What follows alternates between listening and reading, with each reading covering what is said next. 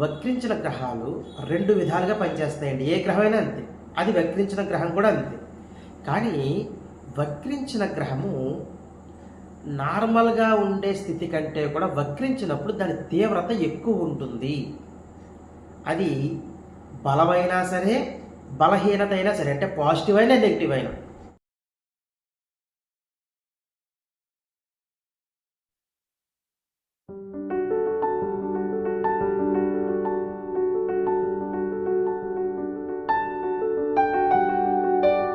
శ్రీ మాధవానంద గురుభ్యో నమః. శ్రీమాత్రే నమః. శ్రీ మాధవానంద భక్తి యూట్యూబ్ ఛానల్ ప్రేక్షకులకు నమస్కారం. ఇక ఈరోజు మనం విశేషంగా ఒక కొత్త విషయం గురించి తెలుసుకుందాము. అదేమిటి అంటే కనుక చాలాసార్లు మాట్లాడుకున్నాం మనం వీటి గురించి. మళ్ళీ కొత్త కొత్త విషయాలన్నీ కూడా తెలుసుకుందాం. వక్రించిన గ్రహాల గురించి. వక్రించిన గ్రహాలు ఒకసారి మనం చెప్పుకున్నాం, ఎప్పుడు ప్రమాదానికే దారి తీస్తాయా, అంటే ప్రమాదాన్నే ఇస్తాయా, లేక యోగాన్ని కూడా ఇస్తాయా? అసలు వక్రించడం అంటే ఏంటి? వక్రించడం అంటే ఏంటి ఇది కూడా తెలుసుకోవాలి మనం ఫస్ట్. ఇవన్నీ కూడా తెలుసుకుందాం. వక్రించిన గ్రహాలు రెండు విధాలుగా పనిచేస్తాయండి. ఏ గ్రహమైనా అంతే, అది వక్రించిన గ్రహం కూడా అంతే. కానీ వక్రించిన గ్రహము నార్మల్గా ఉండే స్థితి కంటే కూడా వక్రించినప్పుడు దాని తీవ్రత ఎక్కువ ఉంటుంది. అది బలమైనా సరే, బలహీనత అయినా సరే, అంటే పాజిటివ్ అయినా నెగిటివ్ అయినా చాలా తీవ్రంగా ఉంటుంది నార్మల్గా కంటే కూడా. ఉదాహరణకి శని భగవానుడు వక్రించాడు అనుకోండి జాతకంలో.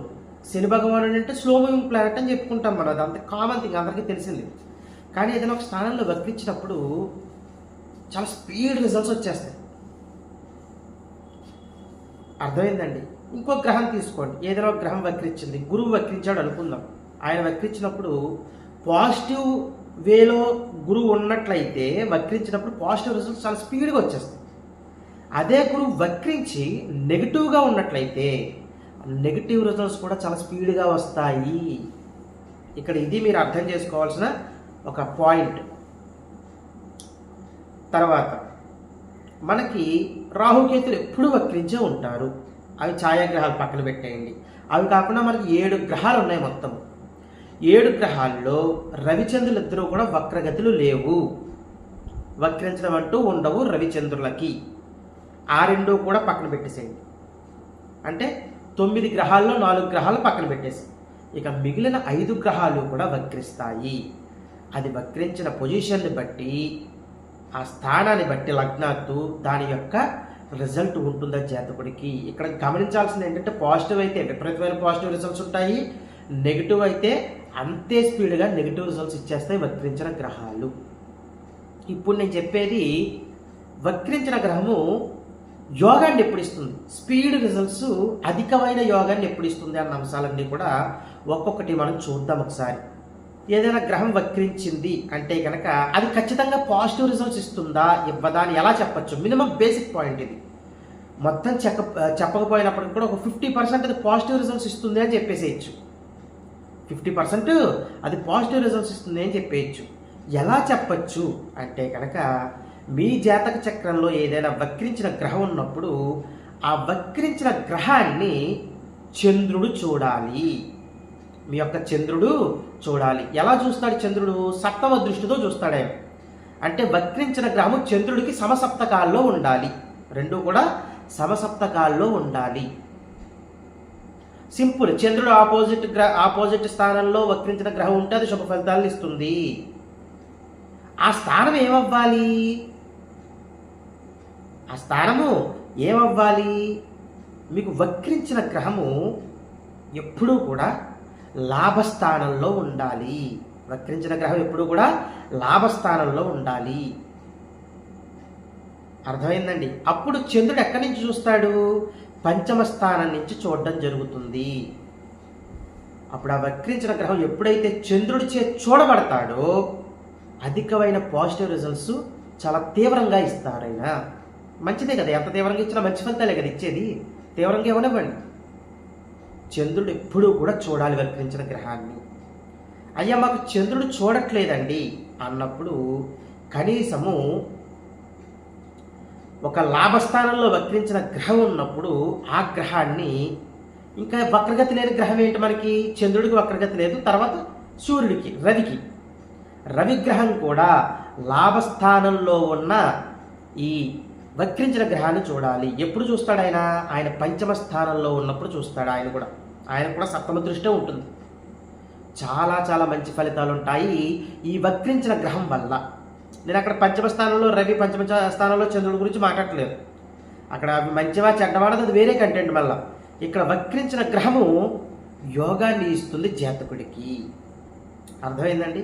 చాలా స్పీడ్ రిజల్ట్స్ ఉంటాయి, తీవ్రమైన ఫలితాలు ఉంటాయి, పాజిటివ్గా. చాలా మంచిది అది.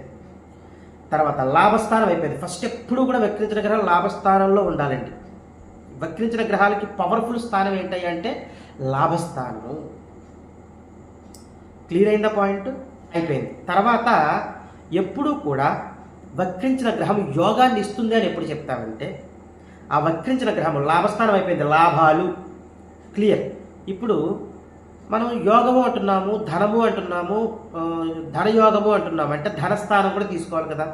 వక్రించిన గ్రహము ధనస్థానంలో ఉండి అది వక్రించినప్పుడు ఆ వక్రించిన గ్రహాన్ని చంద్రుడు చూడాలి. సేమ్ ఇందాకట్లాగే. ఎక్కడి నుంచి చూస్తాడు చంద్రుడు? మన అష్టమ స్థానంలో ఉన్నప్పుడు చూస్తాడు, అంతే కదా. అష్టమ స్థానంలో చంద్రుడు ఉన్నప్పుడు ద్వితీయంలో ఉన్న ఈ వక్రించిన గ్రహాన్ని చూస్తూ ఉంటాడు ఆయన. అది కూడా చాలా మంచిది. అక్కడ చంద్రుడికి మంచిదా కాదా అన్న విషయం మాట్లాడట్లేదు, చంద్రుడు చూస్తున్నాడా లేదా అన్నదే మాట్లాడుతున్నాము. ఇక్కడ వక్రించిన గ్రహాలు శుభ ఫలితాలు ఇస్తాయా లేదా అన్నది చూస్తున్నాం. ఇక్కడ గమనించుకోండి. మరి అష్టమంలో చంద్రుడు, మళ్ళీ అదంతా వేరే కంటెంట్ అయిపోతుంది. అష్టమంలో చంద్రుడు ఉండకూడదు కదండి, ఇవన్నీ చెప్తూ ఉంటాం, అదంతా వేరు. మళ్ళీ తర్వాత సేమ్ అలాగే అష్టమంలో రవి ఉన్నప్పుడు ద్వితీయ స్థానాన్ని చూస్తారు, సప్తమ దృష్టి ఉంటుంది వీటికి. ఆ ద్వితీయంలో వక్రించిన గ్రహం ఉండాలి. ఆ గ్రహము శుభ ఫలితాలను ఇస్తున్నప్పుడు ఏ గ్రహమైనా సరే, ఇప్పుడు మనకు ఉన్నవి వక్రించే గ్రహాలు 5 గ్రహాలు. ఈ 5 గ్రహాలు కూడా ఏ గ్రహం ఉన్నా చాలా చాలా మంచిది. ఈ 2 అయిపోయి తర్వాత ఫస్ట్ ప్రయారిటీ 2కి ఇస్తామండి. ధనయోగం అనుకున్నాం కాబట్టి ఇప్పుడు ఇంకో స్థానాలు ఉన్నాయి, ఇంకో స్థానం ఉంది. అదేమిటి అంటే కనుక మీకు ఎప్పుడు కూడా మీ కెరియర్ పీక్స్లో ఉండాలి అనుకున్నప్పుడు, మీ కెరియర్ పీక్స్లో ఉండాలి అనుకున్నప్పుడు, ఎవరికైతే కెరియర్ పీక్స్లో ఉంటుందో ఈజీగా చెప్పేయచ్చు వాళ్ళ కెరియర్ పీక్స్లో ఉంటుందా లేదా అన్నది. ఎలా చెప్పచ్చు? వక్రించిన గ్రహము మీ యొక్క రాజ్యస్థానంలో ఉన్నప్పుడు, చతుర్థ స్థానం నుంచి చూస్తాడు ఈ చంద్రుడు రవి. సింపుల్, ఇంకా అర్థమైపోయింది అందరికీ కంటెంట్. రాజ్యస్థానం 10th హౌస్లో ఉన్నప్పుడు ఈ చంద్రుడు కానీ రవి కానీ చూడాలి. వాళ్ళు చతుర్థం నుంచి చూస్తారు. అక్కడ చతుర్థంలో చంద్రుడు దిగ్బలం చెందుతాడు, చాలా మంచిది. అటు చంద్రుడికి మంచిదే. చంద్రుడి యొక్క దృష్టి ఈ రాజ్యస్థానం మీద పడింది. ఆ రాజ్యస్థానంలో ఏదైనా వక్రించిన గ్రహం ఉంటే ఆ గ్రహం చాలా మంచి ఫలితాలు ఇస్తుంది, విపరీతమైన యోగాన్ని ఇస్తుంది, కెరియర్ని పీక్స్లోకి తీసుకెళ్తుంది. ఆ జాతకుడిది అని ఖచ్చితంగా చెప్పచ్చు. చాలా అద్భుతంగా ఉంటుంది. తర్వాత అదే వక్రించిన గ్రహము చతుర్థంలో ఉండి, ఇక్కడ చూడండి, ఇక్కడ చతుర్థంలో ఉండొచ్చు. మళ్ళీ 10th హౌస్ నుంచి చంద్రుడు కానీ రవి కానీ వక్రించిన గ్రహాన్ని చూస్తే ఆ స్థానం కూడా చాలా బలంగా ఉంటుందని చెప్పుకోవచ్చు.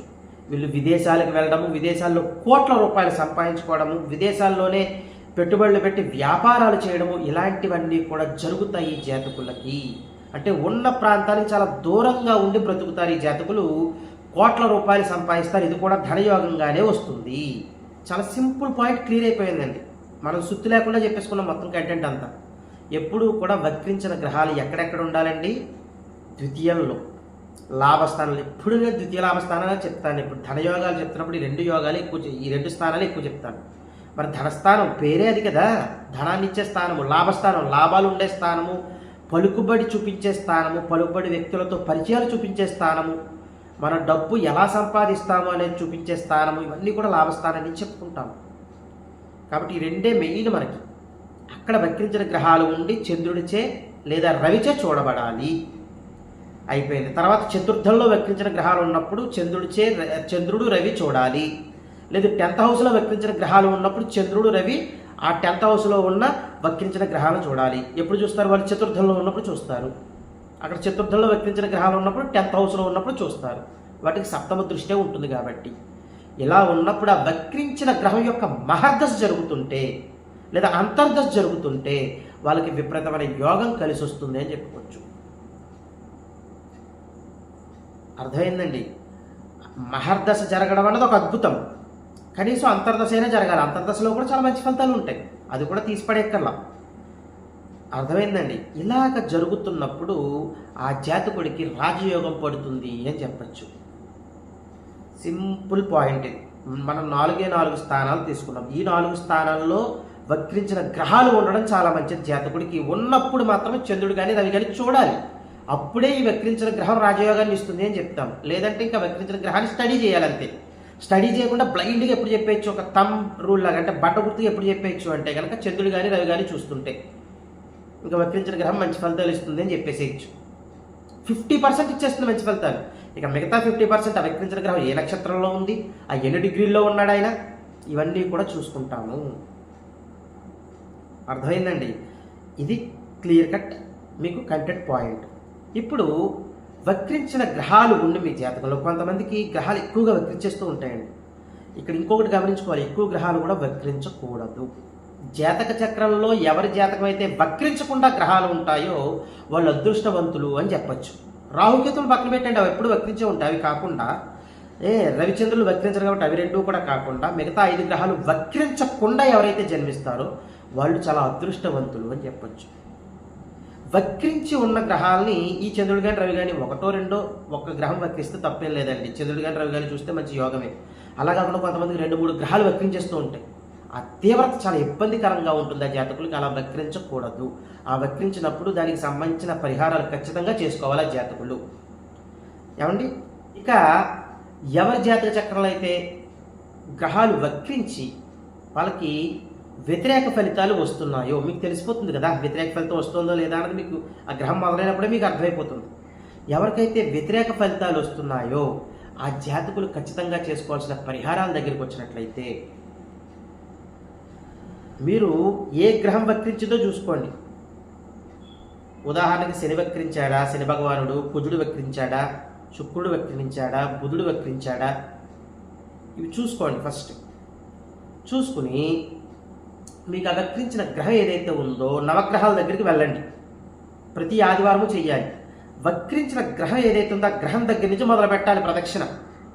అక్కడ మొదలు పెట్టుకొని మీరు ఒక 27 ప్రదక్షిణలు చేయండి నవగ్రహాలకి. 27 ప్రదక్షిణలు చేసి అక్కడ నవగ్రహ స్తోత్రాన్ని అక్కడే చదివేసుకోండి. మీ పనులకు మీరు వెళ్ళిపోండి. చాలా సింపుల్ రెమెడీ. ఇలా ప్రతి ఆదివారము చేస్తారు. అయిపోయిన తర్వాత అమావాస్య తర్వాత వచ్చే మొదటి ఆదివారము మీరు చేయాల్సింది ఏమిటి అంటే కనుక గోధుమ పిండితోటి ఒక ప్రమిది చేసి